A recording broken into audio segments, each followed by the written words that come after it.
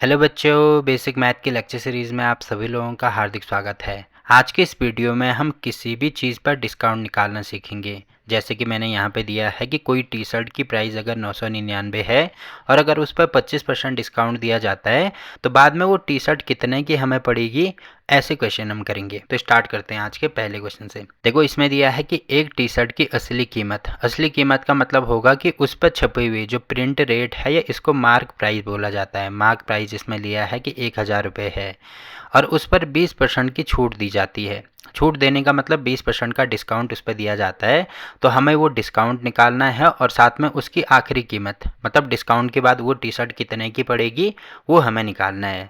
अब देखो इनको निकालने के लिए हमें प्रतिशत का कॉन्सेप्ट पता होना चाहिए। अगर आपको नहीं आता है तो उसके लिए अलग से वीडियो मैंने बनाई है जो कि नीचे डिस्क्रिप्शन में मिल जाएगी। तो वहाँ पे मैंने प्रतिशत को बहुत अच्छे से समझाया है, वो वीडियो आप देख सकते हैं। तो देखो सबसे पहले तो इसमें इसकी मार्क प्राइस, जो टी शर्ट की असली प्राइस है उसकी जो मार्क प्राइस है, जो प्रिंट रेट उस पर छपा होता है, वो हमें दिया है कि 1000 के बराबर है। ठीक है। अब इस पे कितने की छूट दी जा रही है? 20% की छूट दी जा रही है। 20% की छूट देने का मतलब क्या है कि 1000 का सबसे पहले तो हमें 20% निकालना है। 20 और प्रतिशत का जो साइन है इसको हटाते हैं तो बटे में 100 आता है।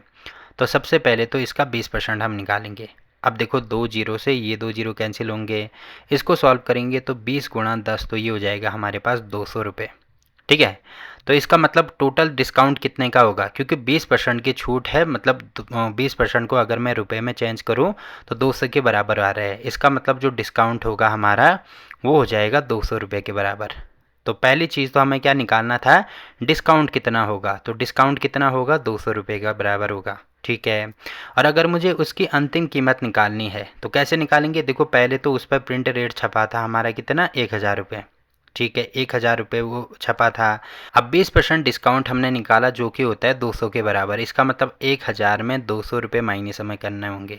तो अंतिम प्राइस कितनी हो जाएगी उसकी, 800 रुपये हो जाएगी।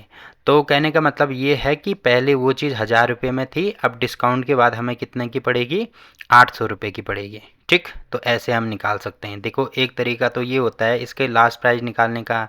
तो ये लास्ट में जो प्राइस होगी ये हो जाएगी हमारी सेलिंग प्राइस, या इसको बोला जाता है हिंदी में विक्रय मूल्य। ठीक है, तो विक्रय मूल्य हो जाएगा हमारा 800 रुपये। या आप चाहें डायरेक्ट भी निकाल सकते हैं। डायरेक्ट कैसे निकालेंगे? देखो जो टी शर्ट है उसका प्राइस तो हमारे पास है 1000 रुपये। ठीक है। अब 1000 में से 20% की छूट है। देखो कोई भी संख्या अपने आप में 100% के बराबर होती है। अब 100% में से देखो 20% का तो डिस्काउंट इसमें मिल रहा है, तो बचा कितना, 100 में से 20 माइनस करेंगे, इसका मतलब बचा वो 80%। तो अब वो 80% कीमत पर बेची जाएगी। तो 1000 का अगर मैं डायरेक्ट 80% निकालता हूँ तब भी हमारा क्या निकल आएगा, अंतिम प्राइस निकल आएगी। तो देखो 2 जीरो से ये 2 जीरो कटेंगे। अब 80 गुणा 10 करेंगे तो ये हो जाएगा हमारा 800 के बराबर। देखो यहाँ से भी 800 आ रहा है, यहाँ से भी 800 आ रहा है। तो अगर आपको डायरेक्ट निकालना है कितने की वो पड़ेगी, तो जैसे 20% की छूट है तो 100% में से 20% कम कर दो। तो 20% कम कर दिए, बचे 80%। तो सीधे 1000 का 80% निकाल दो। अब ज़रूरी नहीं है कि हर बार 20% की छूट हो सकता है 30% की छूट हो। तो तब क्या निकालेंगे हम, 100 में से 30 माइनस करेंगे, मतलब उसके बाद 70% निकालेंगे। ठीक है, तो 1000 का डायरेक्ट 70% निकाल दो तो हमारी आखिरी कीमत निकल आएगी। ठीक, तो एक क्वेश्चन ये हो गया।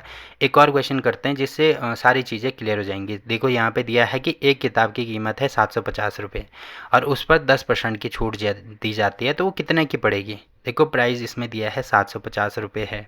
अब 10% की छूट है तो कोई भी संख्या, मैंने अभी आपको बोला ना, 100% के बराबर होती है। अब 10% कम करेंगे इसमें तो बचा कितना, 90% बचा, मतलब उसकी कीमत अब 90% के बराबर होगी। देखो 750 का अगर मैं 90% निकालता हूँ तो कितना हो जाएगा, यहाँ पे देखो एक जीरो से ये वाला जीरो कैंसिल, ये वाला जीरो से ये वाला जीरो कैंसिल। फिर यहाँ पे हल करेंगे तो 9 पंजे 45 को यहाँ पे हो जाएगा 5, हासिल 4, 7 9 63 और 4 कितना हो जाएगा, तो ये हो जाएगा हमारे पास 67। तो इसका मतलब वो पड़ेगी हमें 675 के बराबर।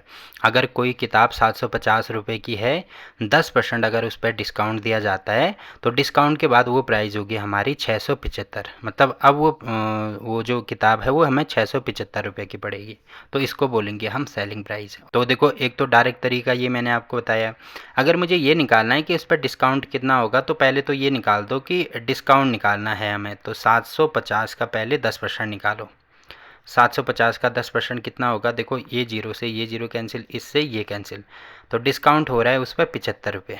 अब 75 रुपये कम करने होंगे, तो प्राइस है हमारे पास, जो सेलिंग प्राइस है वो है 750 रुपये।